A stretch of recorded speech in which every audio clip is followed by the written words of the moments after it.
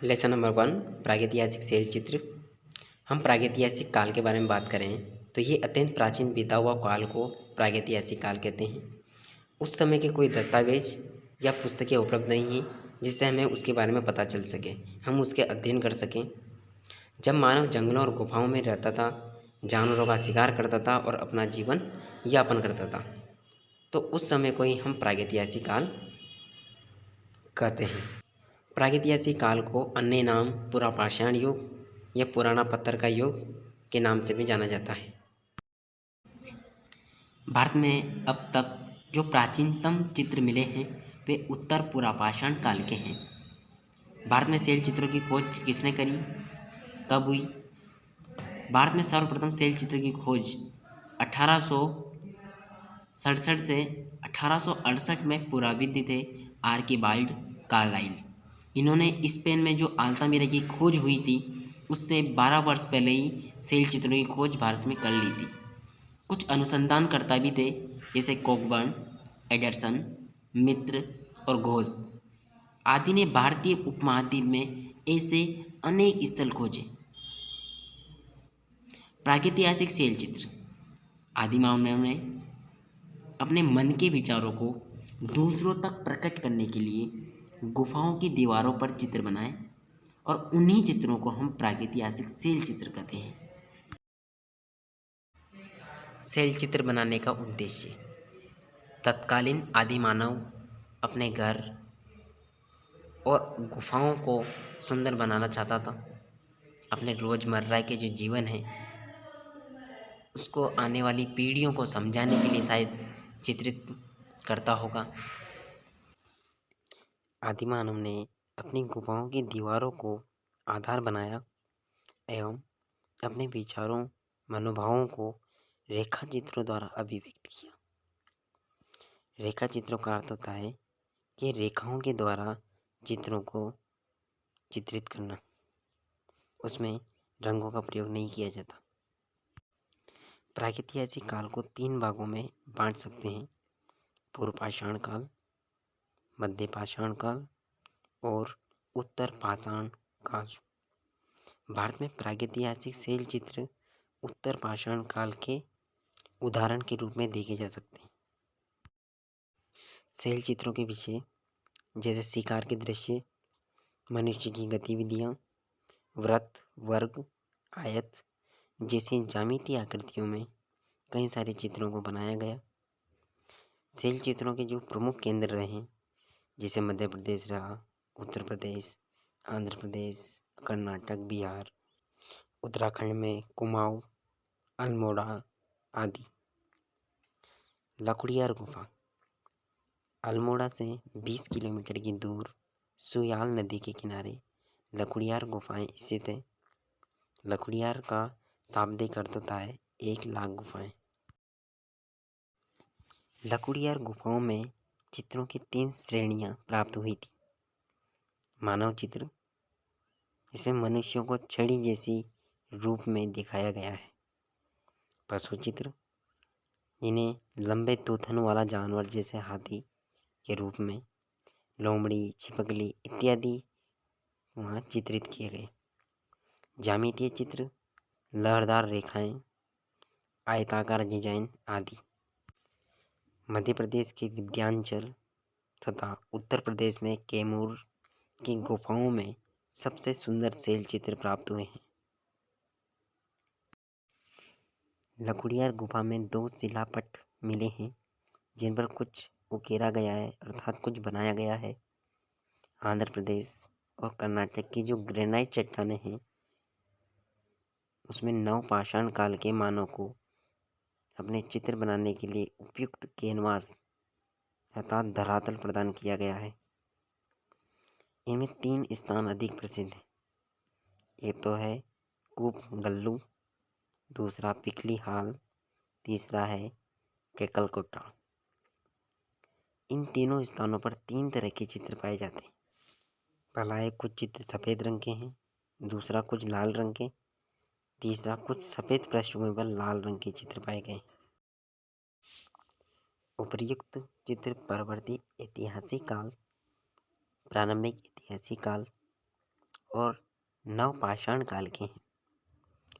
उपर्युक्त चित्रों के विषय सांड, हाथी, चिंकारा, भेड़, बकरी, घोड़ा, शैलकृत मानव, त्रिशूल आदि हैं। भीमबेटका मध्य प्रदेश की राजधानी भोपाल से दक्षिण में 45 किलोमीटर दूर भीमबेटका स्थित है। यहाँ कुल 800 गुफाएं हैं, जिनमें से 500 गुफाओं में चित्र प्राप्त हुए हैं। इसकी खोज 1957 से 58 में डॉक्टर V.A.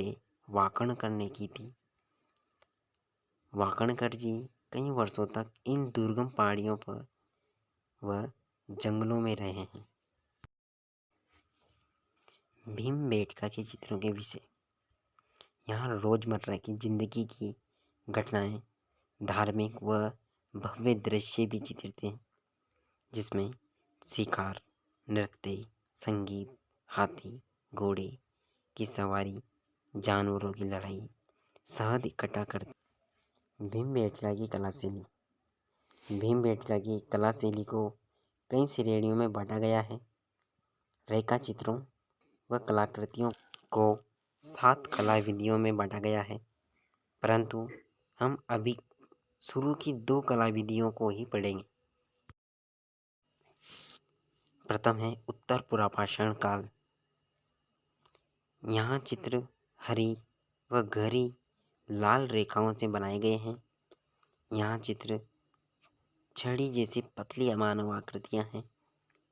जानवरों में भैंसों, हाथियों, बाघों, गेंडों, सुअरों के चित्र हैं। लगभग सभी चित्र स्थानीय ज्यामिति आकृतियों जैसे बने हैं। यहाँ हरा रंग नर्तक में तथा लाल रंग शिकारियों में भरा गया है। दूसरा है मध्य पाषाण युग। इस समय में सबसे ज़्यादा चित्र बने हैं। इस समय के चित्र पहले की अपेक्षा आकार में छोटे बने हैं। मुख्य रूप से इस समय में शिकार के दृश्य अधिक बने हैं। शिकार के दृश्यों में शिकारियों को कांटेदार आले, नोकदार डंडे, तीर, कमान लेकर पशुओं का पीछा करते हुए चित्रित किया गया है। शिकारियों की साधारण वस्त्रों में व गहनों में चित्रित किया गया है। कुछ क्षेत्रों में मनुष्यों को विशेष सुंदर वस्त्रों में मुखौटे लगाकर चित्रित किया गया है। मुखौटे एक प्रकार से किसी भी व्यक्ति के चेहरे को ढांकने की वस्तु है। पशु आकृतियाँ। हाथी, जंगली सांड, बाघ, शेर, सुअर, बारहसिंगा, हिरण, तेंदुआ, चीतल, गेंडा मछली, मेंढक, गिलहरी आदि जानवरों व पक्षियों को भी चित्रित किया गया है। इन सभी जानवरों को उनकी आकृति अवस्था में ही बनाया गया है। मानव आकृतियाँ। मनुष्यों को साज सज्जा के साथ सुंदर सुरुचिपूर्ण रीति से प्रस्तुत किया गया है। स्त्रियों को निर्वस्त्र और सवस्त्र दोनों ही रूपों में चित्रित किया गया है। बूढ़े व जवान में कोई अंतर नहीं किया गया। बच्चों को दौड़ते, भागते, उछलते, कूदते, खेलते हुए दर्शाया गया है। सभी को मिलकर सामूहिक नृत्य करते हुए खूब दर्शाया गया है। कुछ चित्रों में मनुष्यों को पेड़ों से फल तोड़ते, शहद इकट्ठा करते, स्त्रियों को अनाज पीसते, खाना बनाते हुए दिखाया गया है। कुछ शैल चित्रों में पुरुषों, स्त्रियों और बच्चों को एक साथ दिखाया गया है, मानो एक ही परिवार के सदस्य हैं। हाथ, मुट्ठी और अंगुलियों की छाप भी छपी हुई अंकित है। रंगारंग। यहाँ मुख्य रूप से काला, पीला, लाल, बैंगनी, हरा, भूरा, सफ़ेद रंगों का प्रयोग हुआ है। लाल उनका पसंदीदा रंग था। लाल रंग हिरमिच से बनाया जाता है। हिरमिच अर्थात गेरू से बनाया जाता है। हरा रंग कैल्सेडोनी पत्थर से बनाया जाता है। सफ़ेद रंग चूने से बनाया जाता है। इसी प्रकार इन चट्टानों के टुकड़ों को पीसकर पाउडर बनाया जाता था तथा उसमें जानवरों की चर्बी या पेड़ों का गोंद या राल मिला दी जाती थी और रंग तैयार किया जाता था। ब्रश, पेड़ों की पतली रेशेदार टहनियों को कूट कर ब्रश बनाया जाता था और फिर रंगारंग किया जाता था।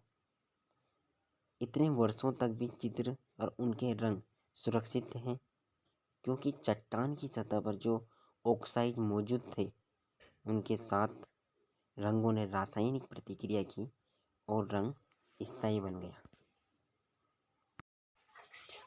चित्रों की स्थिति, ये चित्र शैलाश्रयों की सतहों, दीवारों, भीतरी छतों पर बनाए गए।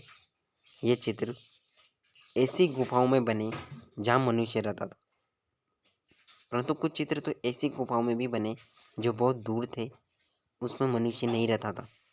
संभवतः इन स्थानों का कोई धार्मिक महत्व रहा होगा। विशेषताएं क्या है? ये शिल्प चित्र बहुत पुराने समय के हैं, परंतु इनमें चित्रात्मक विशेषताओं की कोई कमी नहीं है। औजार, सामग्री, रंग, ब्रश के अभाव और मौसम की प्रतिकूलता के कारण ये ऐसा प्रतीत होते हैं। नृत्य दृश्य, बहुत सारे पुरुषों को एक दूसरे का हाथ पकड़कर नृत्य करते हुए दर्शाया गया है। इस विषय को खूब दोहराया गया है। जंगली सांड का शिकार, जानवर की मौत की पीड़ा से तड़पते दर्शाया गया है।